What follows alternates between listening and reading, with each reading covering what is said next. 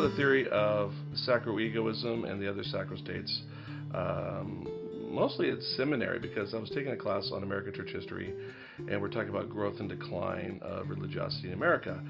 And they said where religious markets were open and free, religion flourished. But I noticed that in Oregon, the state I was at the time, it had like the lowest church membership anywhere.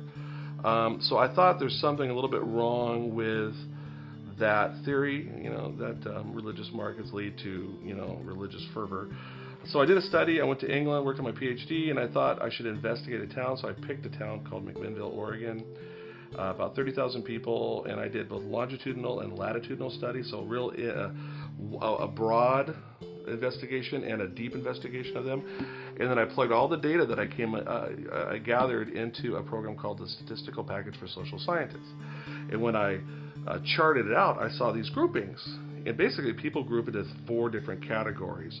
There's the sacroegoists, which is like probably the biggest group of people in America right now in Western society, radical individualists who think that they are the ultimate supreme authority in religious matters. Versus, on the other side, the next biggest one is the sacroclericalists, and that's church institutions, that they're okay with that, they like it. Catholic Church, Mormon Church, maybe Southern Baptist Church, depends on that.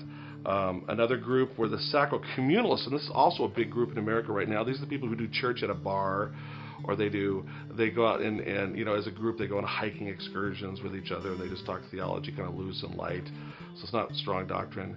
And then the fourth group, which is very few of them, but they are the sacrotheists, and these are some of the mystics who have a very heightened sense of spirituality where God is talking to them personally, very personally. That's mysticism. It's a very important question. It's one that's being studied all across America and in Europe and in Asia, why people are actually religious or not, basically. Again, there's personal agency. Agency is the ability to make choices, so people are choosing or not choosing to go. So that's the number one thing. Number 2 is this sense of radical individualism that I spoke of before. America's always been very individualistic. I don't think we've ever had this much freedom and autonomy on a personal level to make choices than we've had before without stigma. And I think that's a huge reason why I'm sure people who don't go to church, you don't think, well, I bet that person's a bad Christian.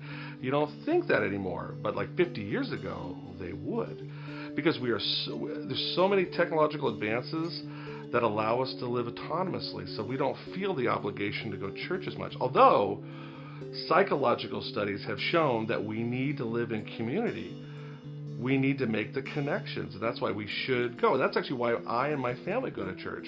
And also, I don't know everything. I need people to teach me. I have a really good pastor I go to right now, and it's not just about the smells and the bells. It's the stuff that he says. It touches me, and it inspires me to make changes in my life. And I think that's one reason why I go to church, and why a lot of people go to church, because they feel a connection both with God and the community. Now, the people who do not go to church, oftentimes they're repulsed by things they hear from the pulpit.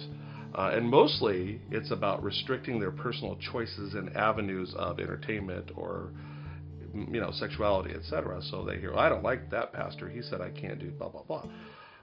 And I think a big factor, too, is a trust factor. I trust in God.